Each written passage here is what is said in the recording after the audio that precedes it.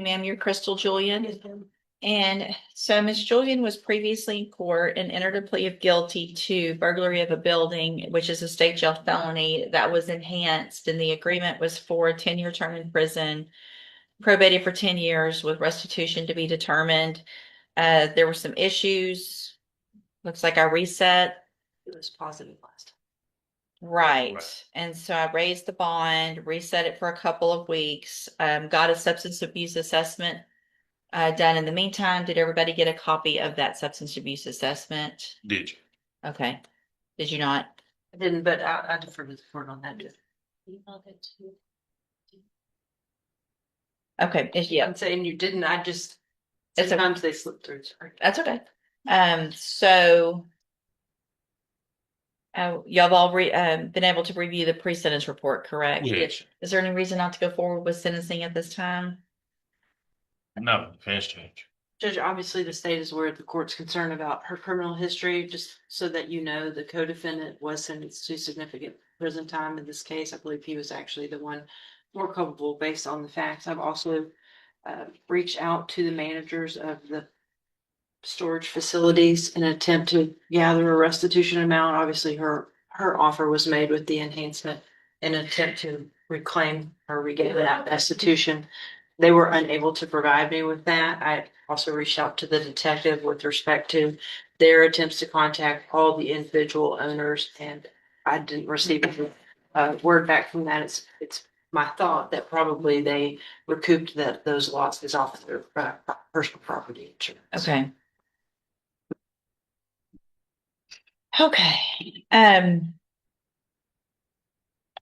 So do you have any input as to the recommendation under that substance abuse assessment is for either SafeP or ISF followed by JCDI? Any input, Mr. Lewis or Ms. Malfino? What Judge, in talking with my client, she's more than willing to comply with whatever help that the community supervision department can give to her, especially when dealing with the mental health issues, which I think that's what kind of leads to a lot of the substance use problems that she's had. And she's straightforward and honest with them during the evaluation. So, Judge, whatever the court deems appropriate, she's more than willing to comply. Let me just.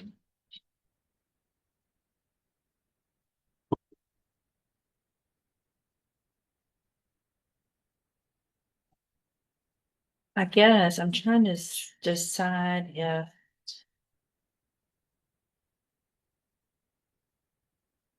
the substance abuse evaluation is very confusing because it says he and his the whole time instead of her. So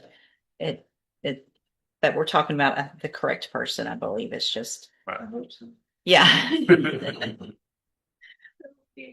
No.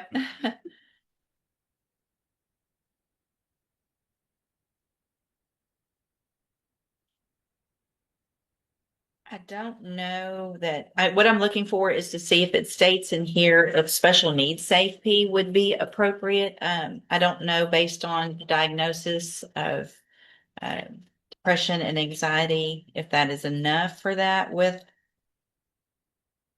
how does that determine? Do you know? She would already have to be diagnosed in order to do the special. I mean, there's a diagnosis, it looks like. Well, I say that. Have you actually been to, No, you have not been actually diagnosed. That's just how you feel. Yes, ma'am. Okay. I mean, I was diagnosed when I was a kid, but Right, but you haven't anything recently. Yes. Okay. No. So, all right. Anything else then? No. No.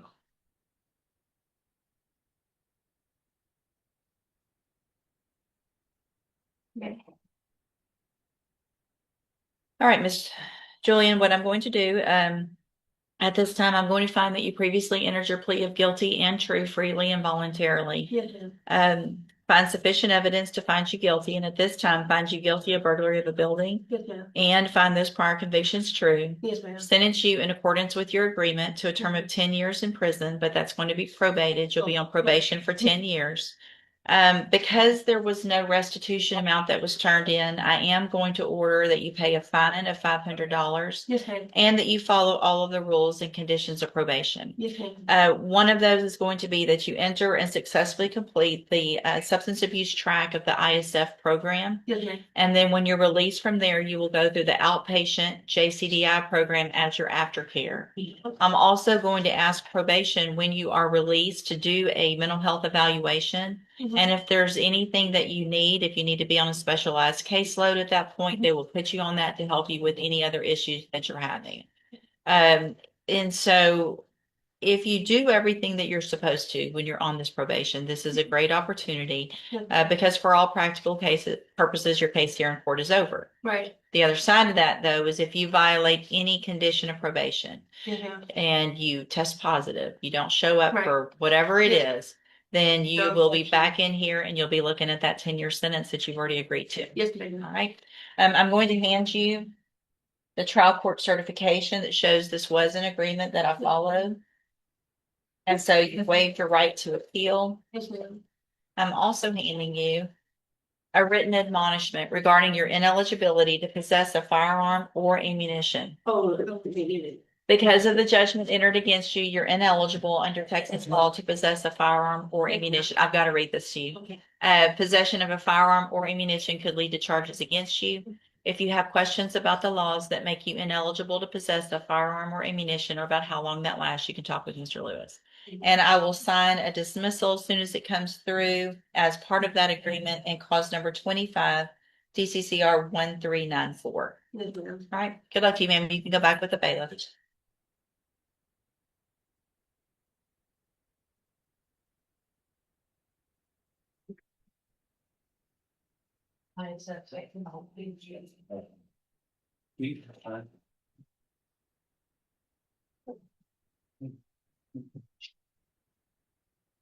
We got to play with him.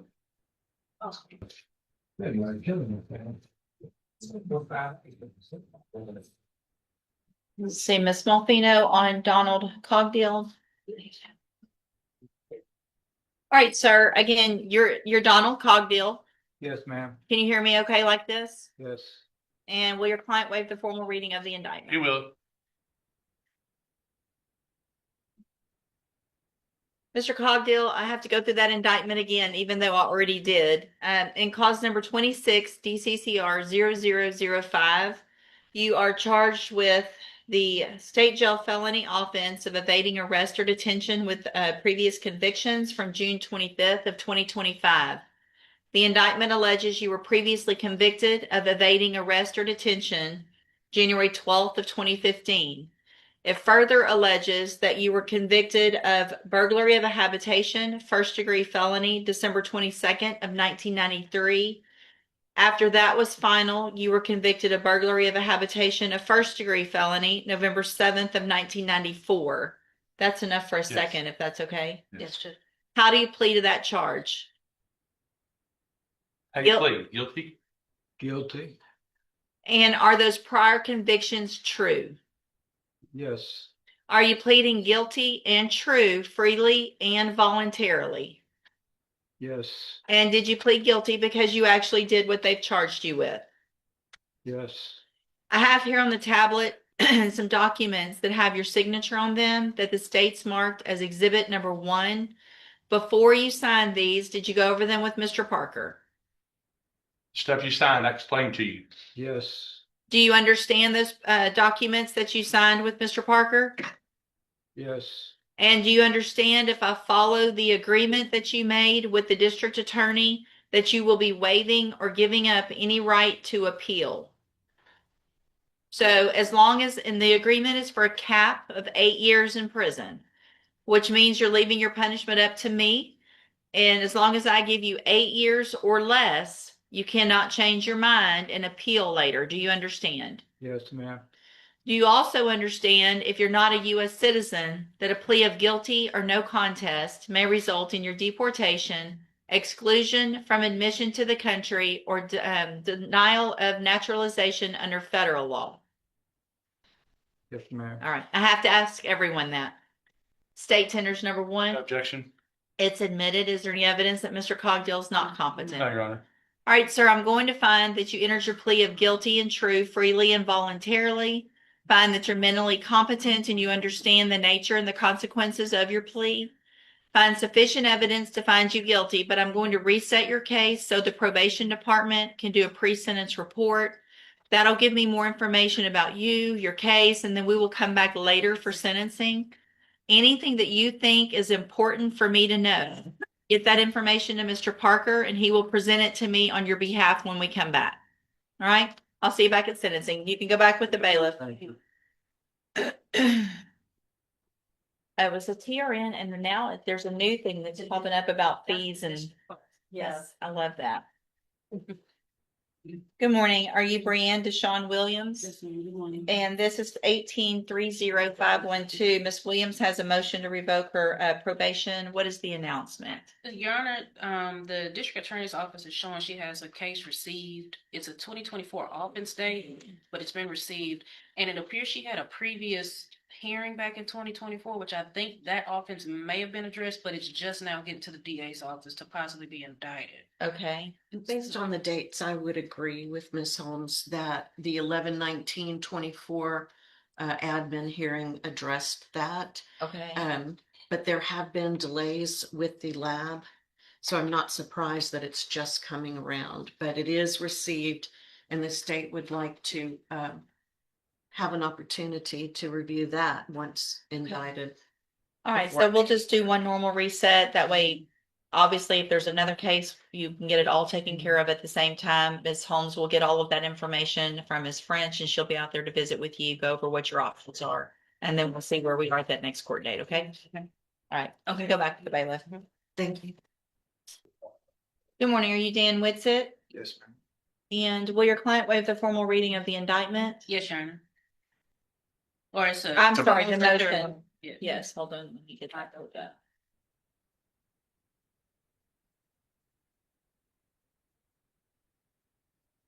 Let me get it pulled up real quick.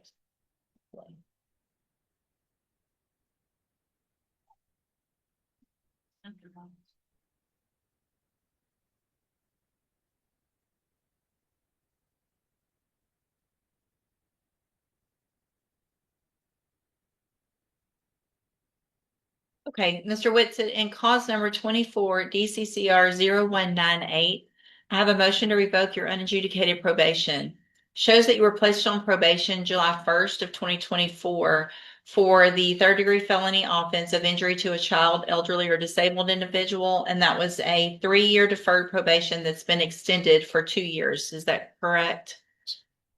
The motion alleges you violated your probation. Count 1 alleges that you failed to successfully complete the safety program and the aftercare, and that you were removed from it on December 18th of 2025. And is that true or not true?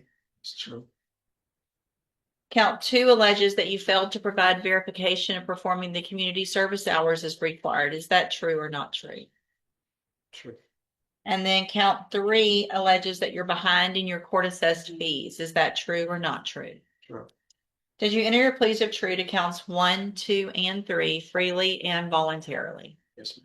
And did you plead true to those counts because they're actually true? I have here on the tablet some documents that have your signature on them that the state's marked as exhibit number 1. Before you signed these, did you go over them with Ms. Holmes? Yes, ma'am. Do you fully understand them? Yes. And do you understand, if I follow the agreement that you've made with the district attorney, that you'll be waiving or giving up any right to appeal? Yes, ma'am.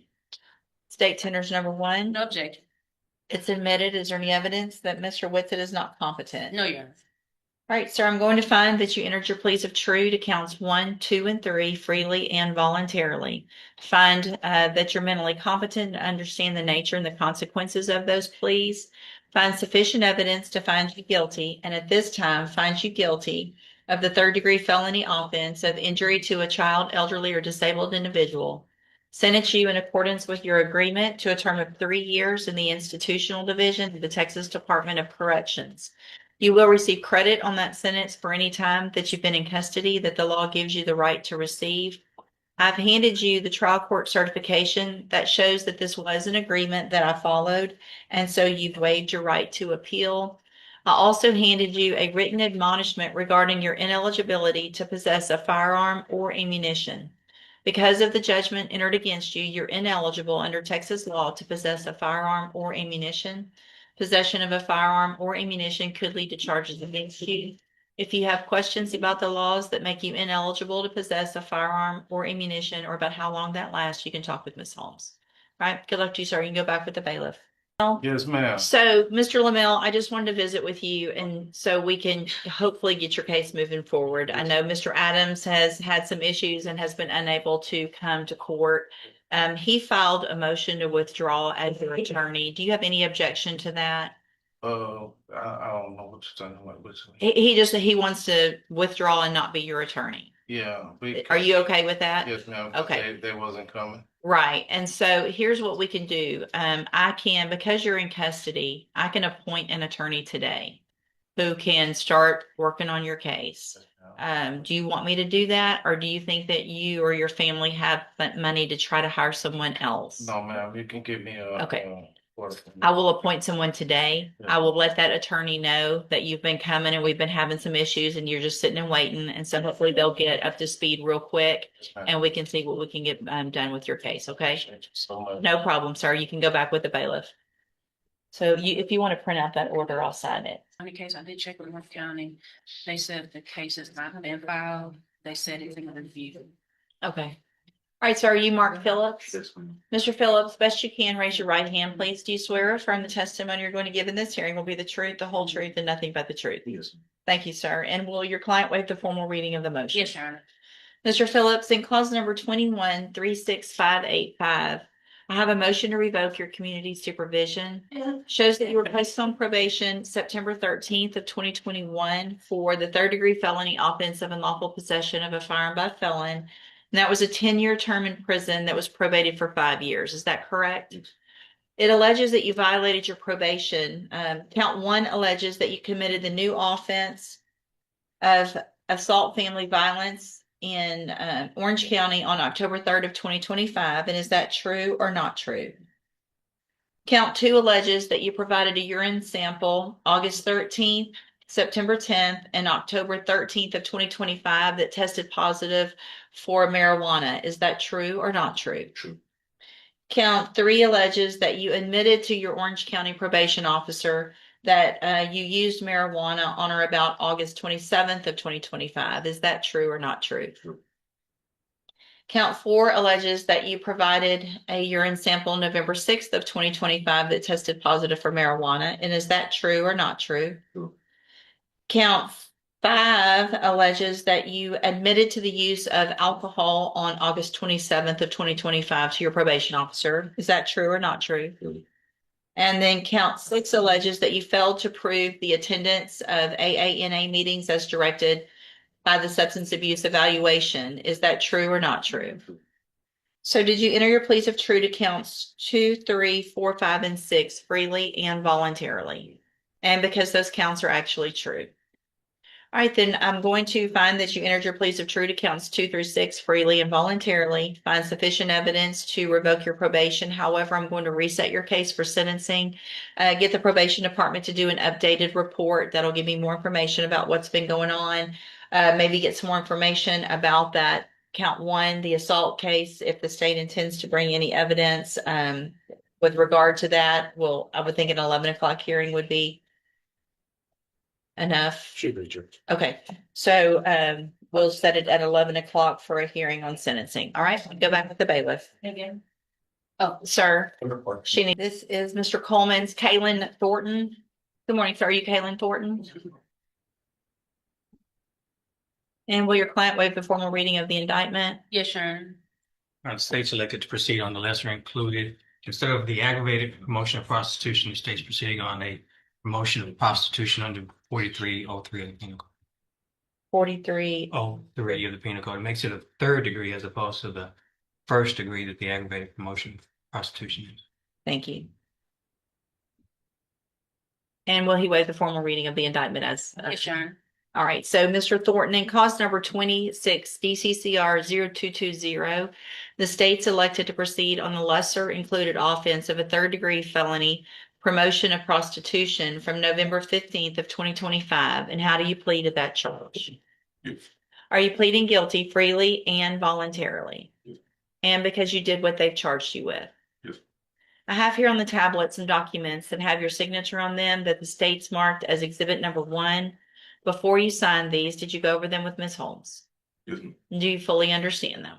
Yes, ma'am. And do you understand if I follow the agreement that you've made with the district attorney that you'll be waiving or giving up any right to appeal? Yes. And it looks like the agreement that you've reached is for a 10-year term in prison, but that would be probated. You'd be on probation for 10 years. There would be a $1,000 fine. You would be required to follow all of the rules and conditions of probation, including remaining away from the Northridge Manor Apartments at 4155 Maida Road in Beaumont. Is that your understanding? Do you also understand, if you're not a U.S. citizen, that a plea of guilty or no contest may result in your deportation, exclusion from admission to the country, or denial of naturalization under federal law? Yes. State tenders number 1. No objection. It's admitted. Is there any evidence that Mr. Thornton's not No, competent? Your Honor. All right, sir, I'm going to find that you entered your plea of guilty freely and voluntarily. Find that you're mentally competent and you understand the nature and the consequences of that plea. Find sufficient evidence to find you guilty. However, I'm going to reset your case for sentencing so that the probation department can do a pre-sentence report. That'll give me more information about you, your case, and then we'll come back later for sentence. Based on the nature of that plea agreement, Mr. Coleman, what's the state's position with regard to a bond pending or bond reduction pending pre-sentence report? The defendant shows to be a 25-year-old with no criminal history. However, there are some circumstances related to the underlying offense. I don't know if the court is. There was some violence alleged with regard to the underlying offense. Just for the court's information, we would defer to the court on that. But I just want to make the court fully aware of kind of the. And Your Honor, we are asking if the court would consider a reduction. Mr. Thornton has no intention of returning to that property. He will. Where would you be living when you're released, Mr. Thornton? 2918 Avenue B. That's in Beaumont. Yes, ma'am. So what I'm going to do pending sentencing based on the nature of your plea agreement, Mr. Thornton, is reduce your bond in your case to $2,500. If you make that bond, at least pending sentencing, I'm going to order that you wear a GPS monitoring device. That'll make sure that you're following all of the rules. You're not going anywhere near Maida.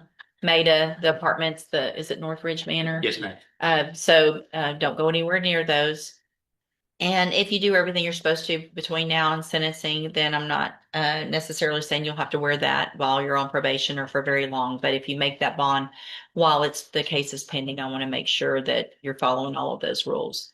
It's very important if you make that bond, a couple of things, in addition to getting that GPS and staying away from the Northridge apartments. You're going to get some documentation today from probation. If you are released soon, then the very first thing you do is go to probation so they can do that pre-sentence report. If you don't go and don't follow through with those appointments, then you run the risk of me not accepting the plea agreement. Things could be worse. Do you understand? Yes.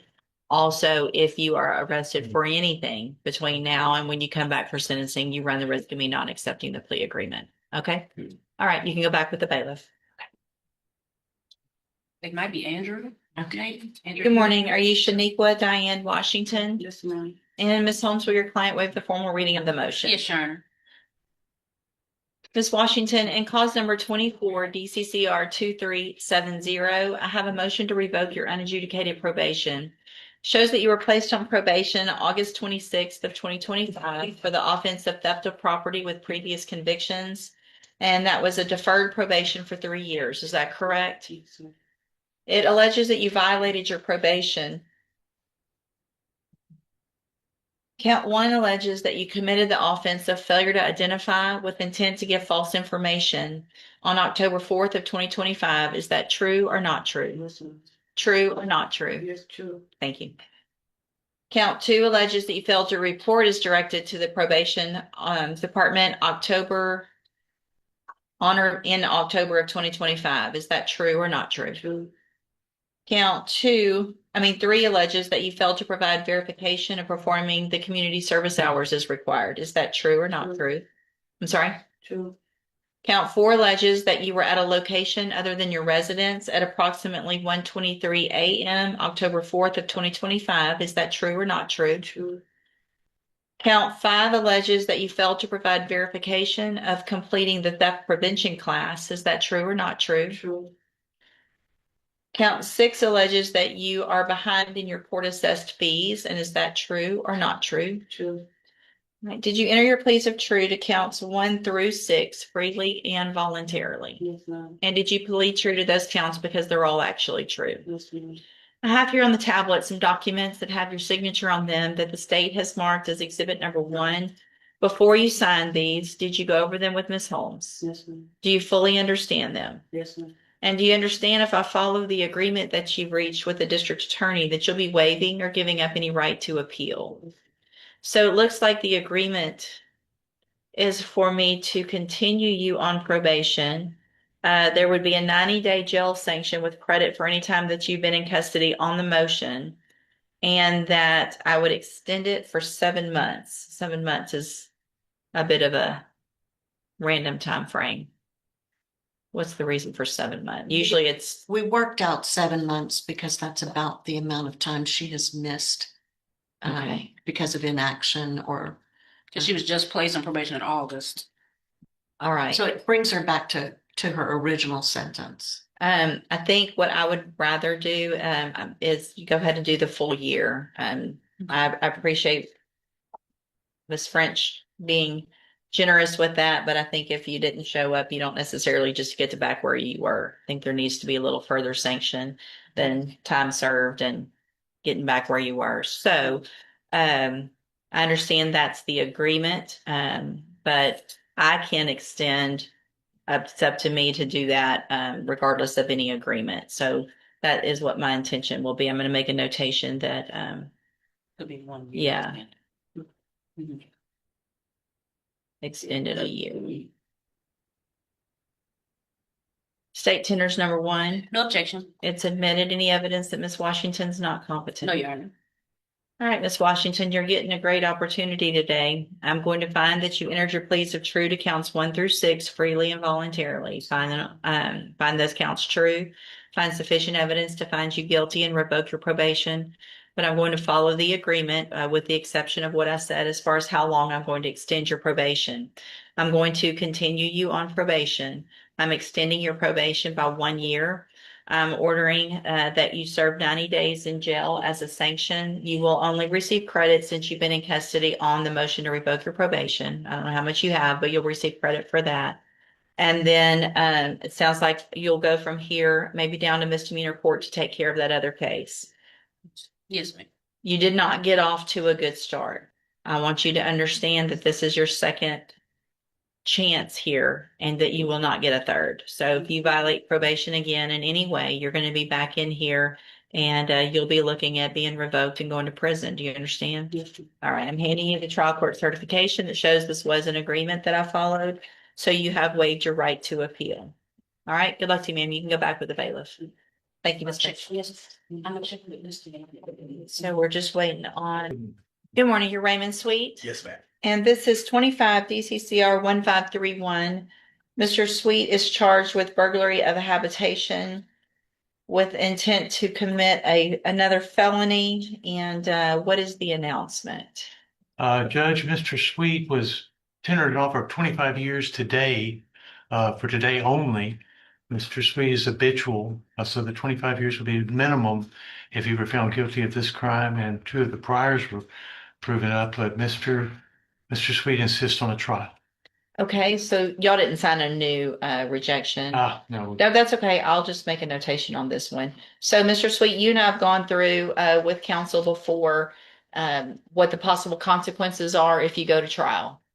If you're found guilty and if your prior convictions are true, then the minimum punishment would be 25 years in prison up to 99 years or life. Do you understand? Yes, ma'am. But ma'am, see, this burglary habitation.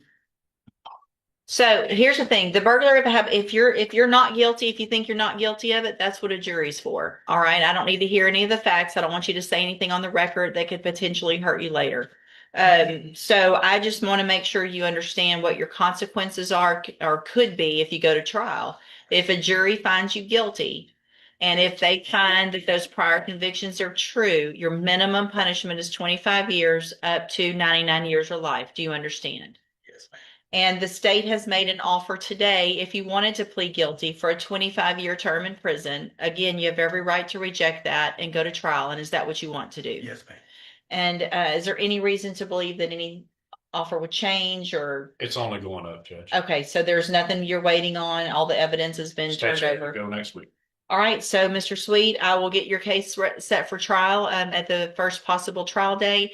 Mr. Vasquez will begin preparation for trial and will not accept this plea agreement after today. You understand? Okay, ma'am, I ain't got nothing to lose. Mother did, I don't have nothing to lose. All right, go ahead and go back with the bailiff.